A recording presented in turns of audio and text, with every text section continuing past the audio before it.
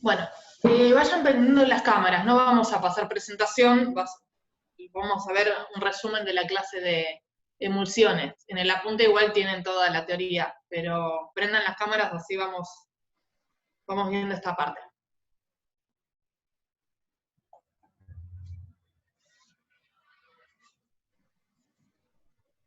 Y los micrófonos prendan también.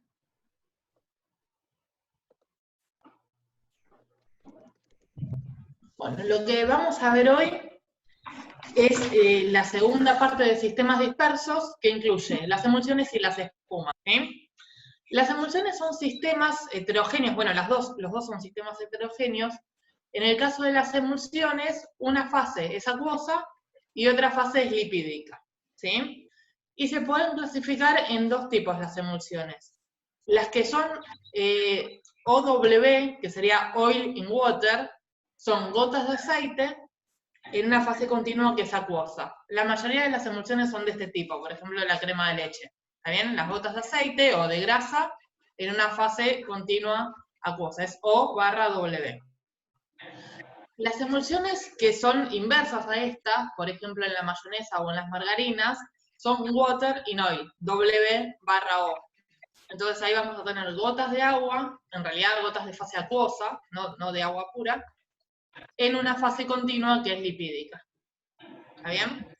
Entonces, para poder medir cuál es la cantidad de fase acuosa o lipídica que tiene esa emulsión, lo que se usa es el phi másico, phi volumétrico. El phi másico es como el porcentaje de masa en masa, pero sin multiplicarlo por 100. O sea, el valor está entre 0 y 1. Entonces, por ejemplo, una emulsión que tiene un 30% de aceite va a tener un phi másico de 0,3. ¿Está bien?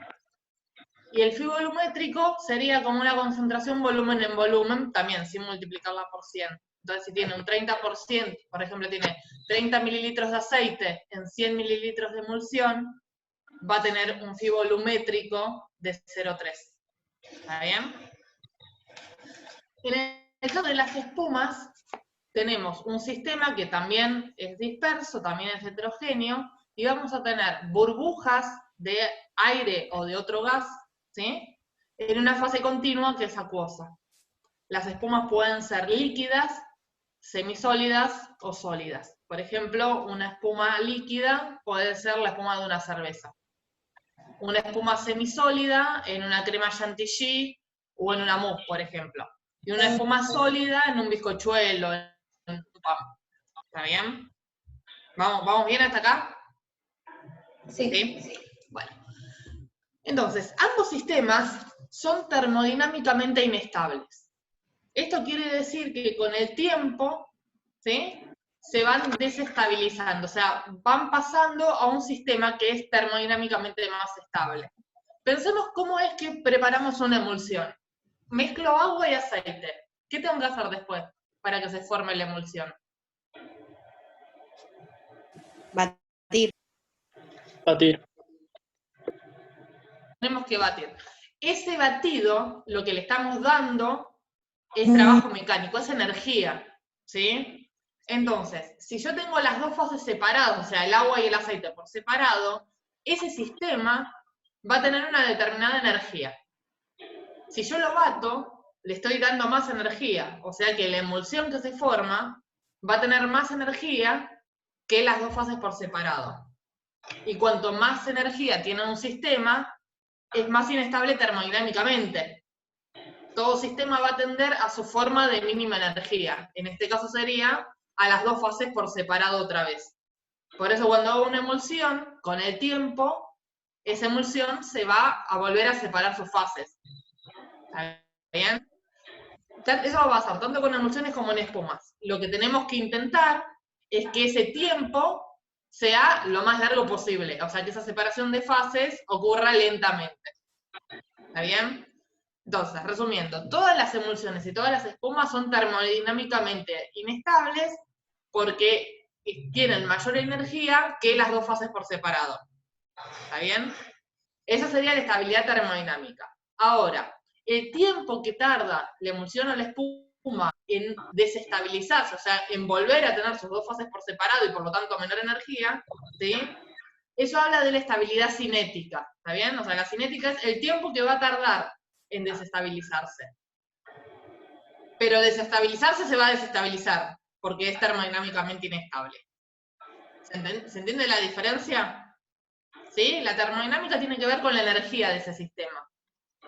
La cinética con el tiempo que tarda. O sea, un proceso puede ser espontáneo o no espontáneo.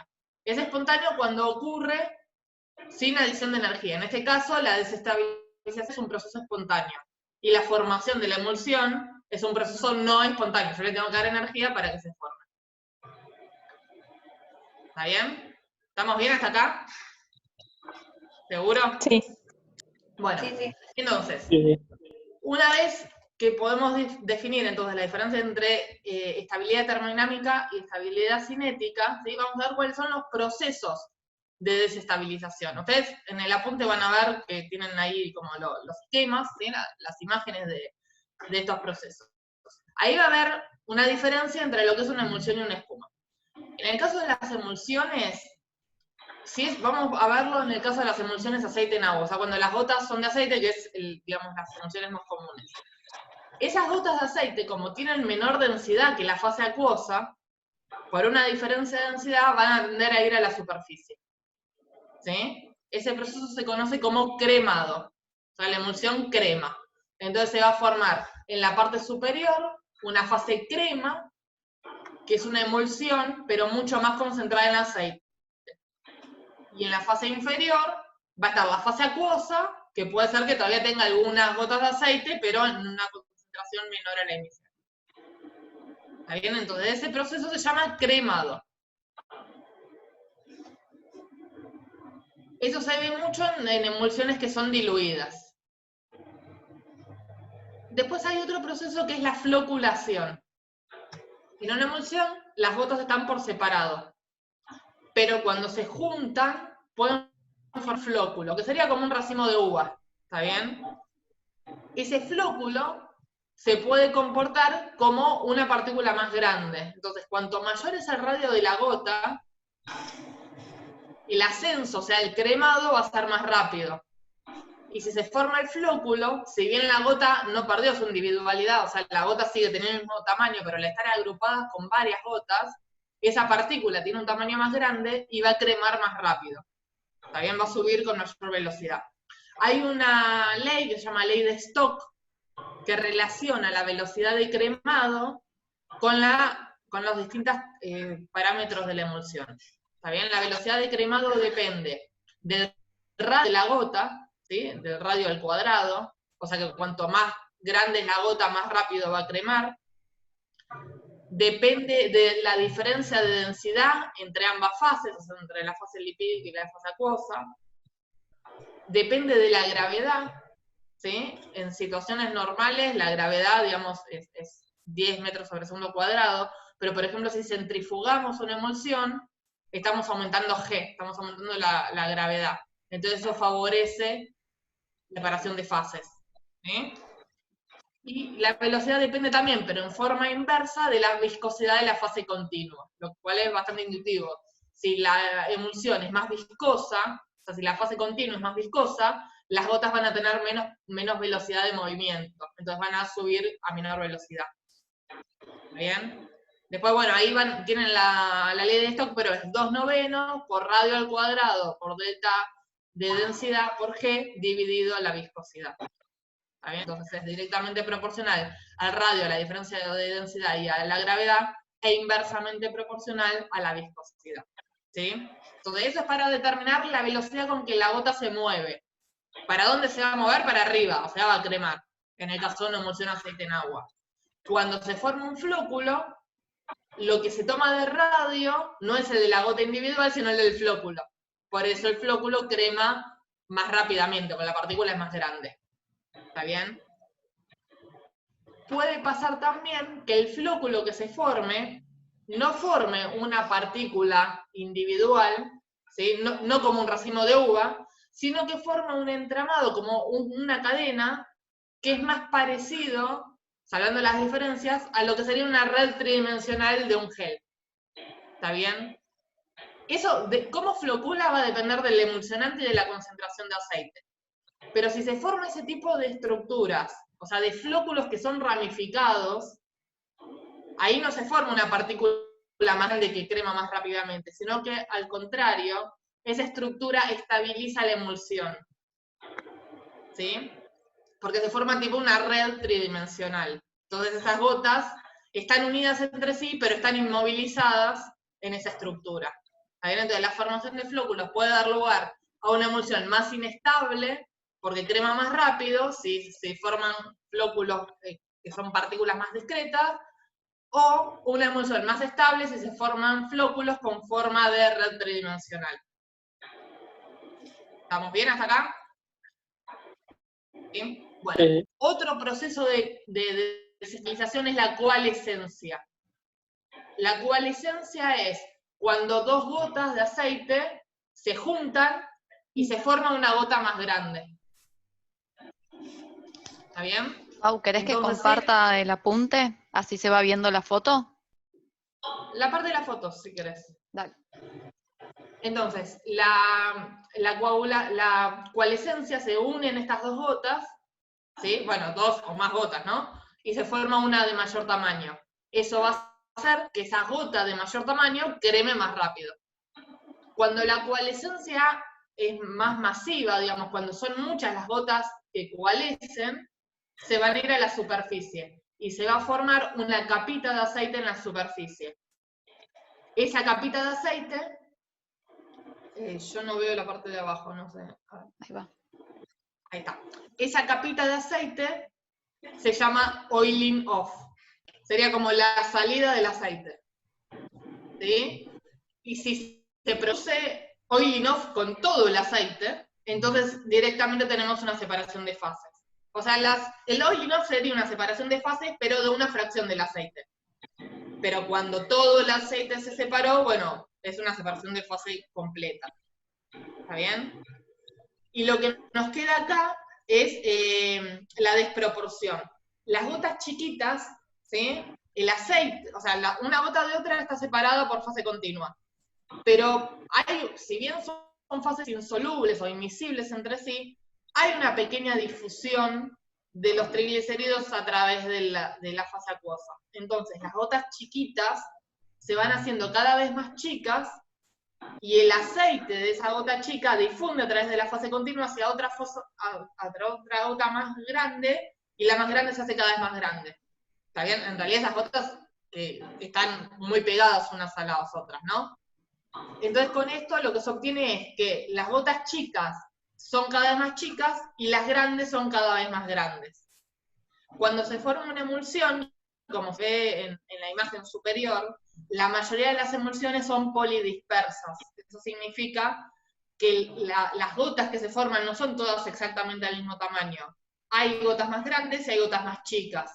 Entonces lo que hace el proceso de desproporción es que las más grandes sean cada vez más grandes y las más chicas sean cada vez más chicas. Y las más grandes van a cremar más rápidamente. ¿Está bien? Por esto de la ley de Stokes que habíamos visto recién. ¿Hasta acá vamos bien? ¿Hay alguna pregunta? ¿No? Bueno. Hasta ahí los procesos que se producen en forma espontánea, todos los que vimos recién. Cremado, floculación, coalescencia, desproporción, oiling off y separación de fase. Ahora, si uno le entrega trabajo mecánico a la emulsión, o hay un cambio de pH o un cambio de concentración salina, digamos, algún cambio externo, la emulsión se puede invertir sus fases. Eso no pasa con todas las emulsiones, pero algunas emulsiones pueden invertirse. ¿Qué significa esto? Una emulsión que inicialmente tenía gotas de aceite en una fase acuosa, se invierte y se forman gotas acuosas en una fase continua lipídica. Esto pasa, por ejemplo, con la crema de leche. ¿Está bien? La crema de leche es una emulsión OW. Gotas de grasa en la fase continua acuosa. Si batimos un tiempo prolongado la crema de leche, se rompe esa emulsión, ¿sí? Y se invierte la fase. Y lo que obtenemos, ¿qué es cuando se invierte la fase de la crema de leche? ¿Qué se obtiene por batido de la crema? Manteca. Manteca. Y la manteca es una emulsión agua en aceite, o sea, WO. ¿Está bien? En ese proceso parte del suero se pierde. La crema de leche tiene un porcentaje graso de 30% más o menos, y la manteca de un 85%. Esa diferencia es porque parte de la fase acuosa de la crema se pierde, y por eso la manteca queda más concentrada en materia grasa. Pero además de perder suero, se invirtió la fase. ¿Sí? Si tenemos una emulsión que es al revés, WO, ¿sí? Que es la imagen que tenemos a la izquierda, el proceso que puede ocurrir de desestabilización es una sedimentación, porque en este caso, como las gotas son acuosas, son más densas que la fase continua, entonces van a descender en lugar de subir. Sería lo mismo que el cremado, pero inverso, pero ambos son procesos de separación gravitacional. ¿Está bien? Bueno, veamos ahora los de espumas y después entramos con la parte de emulsionantes.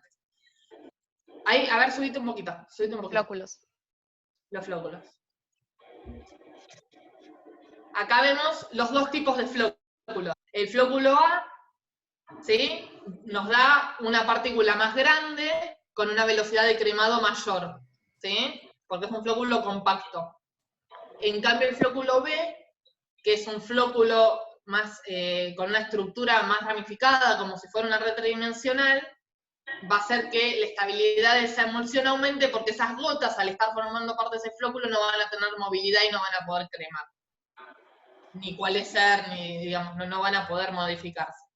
O, digamos, no lo van a poder hacer en un tiempo razonable. Con tiempo suficiente va a desestabilizarse.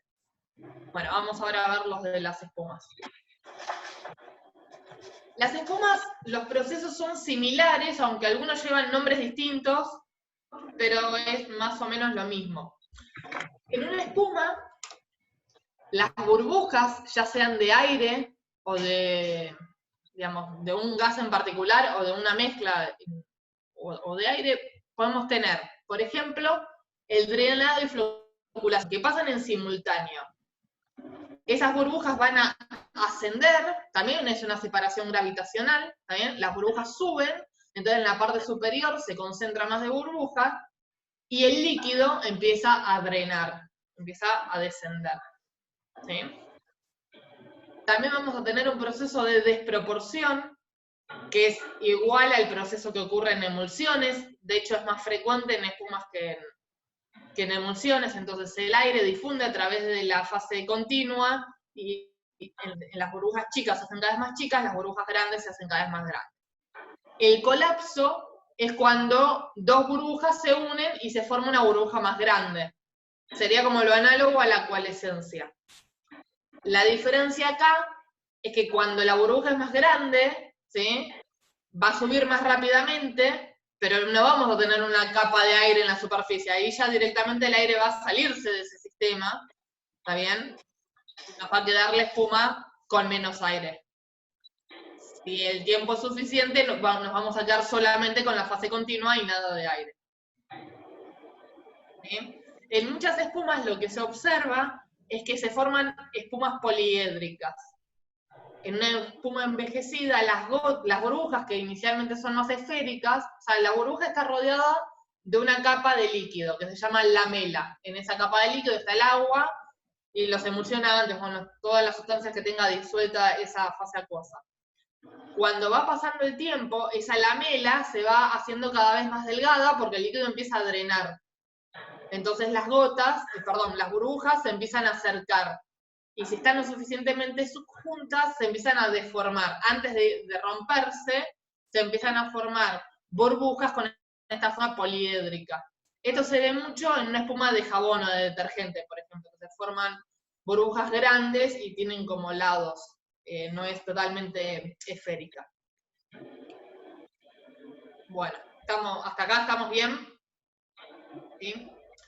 Bueno, ahora vamos a ver cómo actúan los emulsionantes. Ya creo que podemos salir de acá. Vale.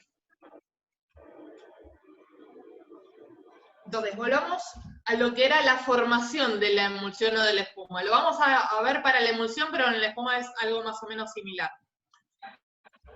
Si tenemos las dos fases por separado, o sea, la fase acuosa y la fase lipídica, imaginemos que tenemos solamente agua y aceite, nada más. lo batimos, ¿sí? Se forman las gotas de aceite.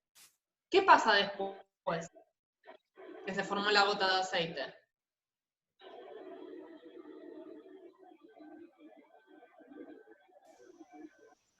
¿Alguna idea?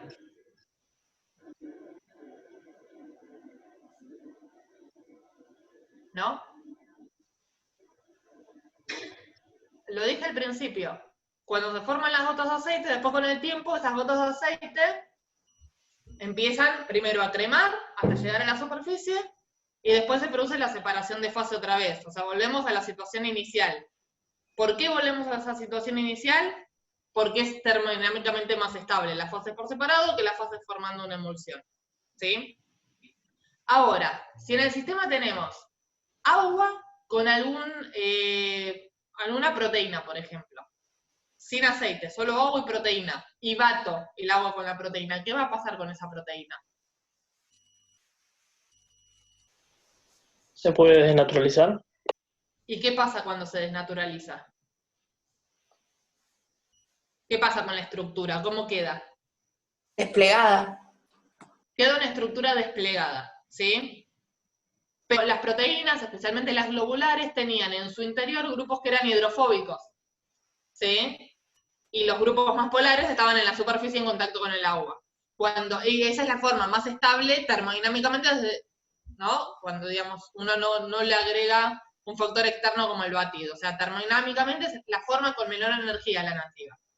Si le agrego trabajo mecánico, ¿sí? O sea, le agrego energía, se despliega y quedan los grupos hidrofóbicos expuestos al agua.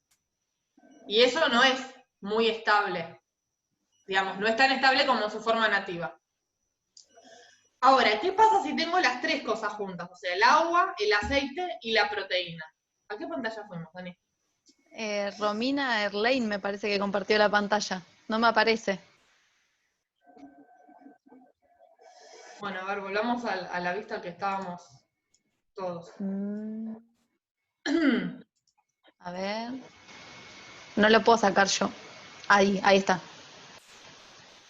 Ahí está. Ya lo saqué. Bueno, entonces, volvamos al sistema que tenemos las tres cosas juntas. El agua, el aceite y la proteína. ¿Sí? Batimos. Por un lado, las gotas de aceite se van a formar. Y por otro lado, la proteína se va a desplegar. Cuando la proteína se despliega, que expone sus grupos hidrófobos, y como está la gota de aceite formada, esos grupos hidrófobos van a absorberse en la interfase, ¿sí? Aceite-agua, y se van a orientar los grupos hidrófobos hacia donde están los triglicéridos, y los grupos polares hacia donde está el agua. Entonces la proteína va a quedar recubriendo a esa gota de aceite. De esa manera, tanto el aceite como la proteína van a ser más estables termodinámicamente que lo que eran por separado. ¿Está bien? ¿Se entiende la idea? Sí, sí. ¿Sí? Entonces, la proteína actúa como emulsionante porque con el trabajo mecánico se despliega, se absorbe en la interfase orientando grupos polares hacia el agua, grupos no polares hacia el interior de la gota de aceite, y de esa manera reduce la tensión interfacial. ¿Está bien? Al reducir la tensión interfacial, la energía de ese sistema es menor que lo que era antes del agregado del emulsionante. Y la emulsión es más estable termodinámicamente. O sea, sigue siendo inestable, pero es más estable que antes. Por eso el agregado de emulsionantes aumenta la estabilidad termodinámica. Con un emulsionante de origen lipídico, por ejemplo un fosfolípido, pasa más o menos lo mismo. El fosfolípido tiene una cabeza polar y una cola hidrofóbica. Entonces, cuando se forma la gota de aceite, la cabeza polar queda orientada hacia el agua y la cola hidrofóbica hacia los triglicéridos. Y esos fosfolípidos rodean a la gota de aceite y disminuyen la tensión interfacial.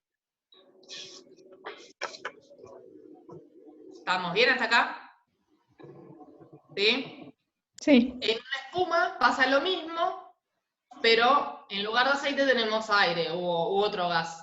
Entonces, proteína va a orientar los grupos hidrofóbicos hacia el aire, o el gas, que sea, y los grupos polares hacia la fase acuosa. Y si es un fosfolípido, lo mismo, o si es algún otro emulsionante lipídico. O sea, los emulsionantes pueden ser de origen proteico o de origen lipídico.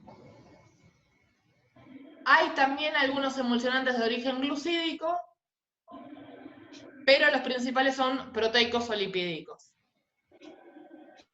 Para que pueda actuar como emulsionante, la condición es que tenga una parte polar y una parte no polar, para poder orientar la parte polar hacia la fase acuosa y la parte no polar hacia el aceite o hacia el aire, dependiendo si es emulsión o espuma.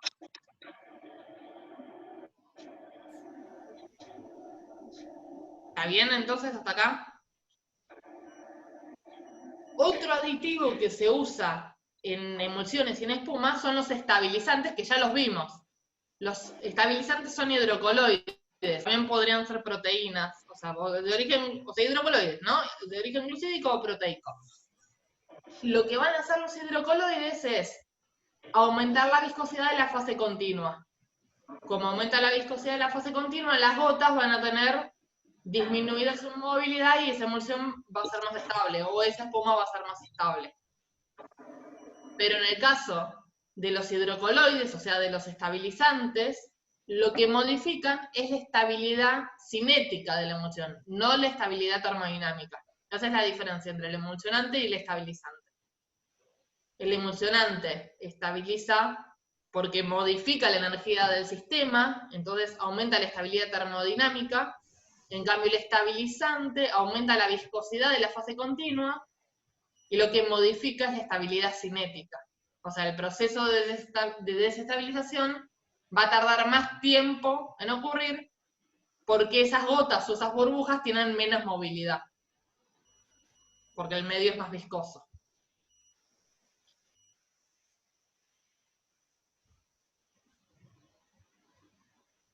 ¿Estamos bien hasta acá?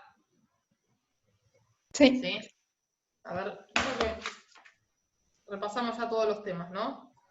Sí. En el caso de, vamos con un ejemplo de cremado, habíamos hablado de los factores que modificaban la velocidad de cremado, que era el radio, la diferencia de densidad, la gravedad e inversamente la viscosidad. Bueno, recién vimos la viscosidad que está relacionada con la estabilidad, ¿no?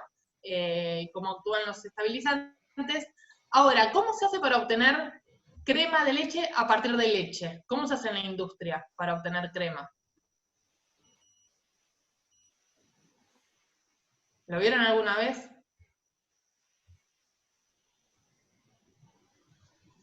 Bueno, en el caso de la leche, también es una emulsión OW, como la crema. Obviamente mucho más diluida. La leche tiene un 3% de grasa, un poquito más la leche cruda. Lo que se hace es centrifugar a alta velocidad la leche, eso favorece el cremado de la grasa, y esa capa entonces de fase crema se separa, y esa es la crema de leche. ¿Está bien? Entonces, eso es posible porque al centrifugar lo que se está modificando es la gravedad de ese sistema. Y al aumentar G, va a aumentar la velocidad de cremado. Si uno quisiera que la crema, que la fase crema creme naturalmente en la leche cruda, también lo va a hacer, pero va a tardar más tiempo. Entonces, de esta manera, con la centrifugación se acelera ese proceso. ¿Sí? Ese sería un ejemplo de aplicación en la industria del proceso de desestabilización. ¿Sí?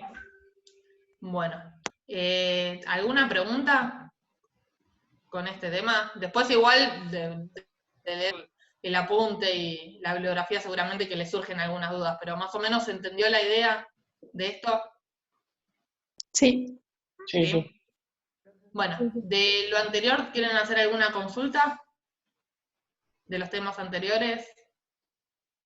Yo tengo una pregunta del tema anterior, de la actividad obligatoria, porque no me doy cuenta cuál es la parte errónea de una respuesta que era falsa, o sea, que no era correcta.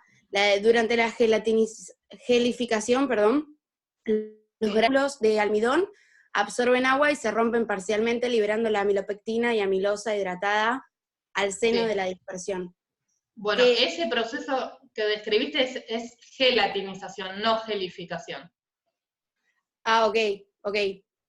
La gelificación es cuando el almidón gelatinizado, o sea, después de que le pasó todo eso, se enfría y se forman puentes de hidrógeno entre las cadenas y retiene el agua adentro. O sea, cuando se forma el gel sería la gelificación. Para eso se necesita el enfriamiento. Ok, o sea, la gelatinización, no, perdón, no, ¿cómo dijo? En la El gelificación. proceso que lo Sí. que vos describiste, la hidratación del grano, todo lo que describiste, esa es la gelatinización. Claro. O sea, también, Por eso es falsa, digamos, por eso no es correcta esa afirmación. Claro, sí, La sí. gelificación sería cuando ese almidón gelatinizado se enfría y se forma el gel. O sea, para que eso pase, tienen que formarse puentes de hidrógeno entre las cadenas y que el agua quede retenida. Por eso es necesario el enfriamiento para que se forme el gel. Sí, sí, bien, genial, ya entendí. ¿Alguna pregunta más? ¿Seguro? Yo tengo una consulta para los chicos. Dale. ¿Están recibiendo todos las notificaciones de los foros de consulta? No, yo si no entro no me aparecen. Por mail tampoco, pero desde el momento 1. Claro, en este Pero caso, bueno, mis compañeras me avisan. en tu caso me parece que está cargado mal el correo al sistema, pero una vez que crean el usuario no se puede cambiar el correo. Pero hay algunos que me notificaron que primero sí les llegaban los correos y ahora le dejaron de llegar por eso. Sí, a mí no me llegan las del foro del segundo parcial, las de la humedad sí me llegan al Gmail todo. No vi si me contestaron, había puesto hoy. ¿Y los demás? A mí sí me llegan como... ¿Los del como el segundo primer también? Sí. Sí, a mí me llega. A mí me llegan, pero me llegan tarde. Capaz Sí, que sí. entro Siempre a llegan la tarde. página y están. Sí. Bueno, Pero vamos a llegan. escribir nosotras a soporte a ver si de alguna manera se puede solucionar, primero para los cambios de mail de los que no recibieron nunca y para los que antes recibían y ahora no. Pasa que la gente de soporte todavía estaba cargando a los alumnos y a docentes en otras aulas, estaban bastante saturados. Vemos si ahora podemos empezar a hacer cambios en el campus. Ok, gracias. Y Bueno, sí. no se cuelguen con los análisis de los TPs 2, 3 y 4. El 4 ya estaba cerrado, es para que lo lean más que nada, pero el lunes ya arrancamos con el TP 5 y el 6. Si no, se les va a juntar todo para antes del parcial.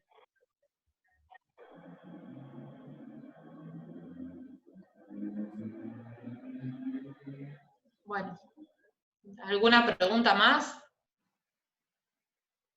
Cualquier cosa seguimos por el foro entonces. Pregunta antes de seguir. ¿Prefieren las próximas clases hacer así un resumen de la teoría antes de que lean el apunte o prefieren hacer la reunión por Zoom para consultas después de que lean? Después. Yo después. Bueno, ¿el resto? Sí, yo también prefiero después. Bueno, Sí, yo también. Creo que después, sí. está bien. Entonces después la semana que viene podemos hacer consultas sobre este tema y vamos coordinando para los demás temas hacer la consulta después en lugar de hacerla antes. O sea, consulta después en lugar de hacer resumen de la clase antes. Perfecto. ¿Está bien? Sí. Bueno, chau chicos. Bueno, gracias. Chao, gracias. Chao, gracias.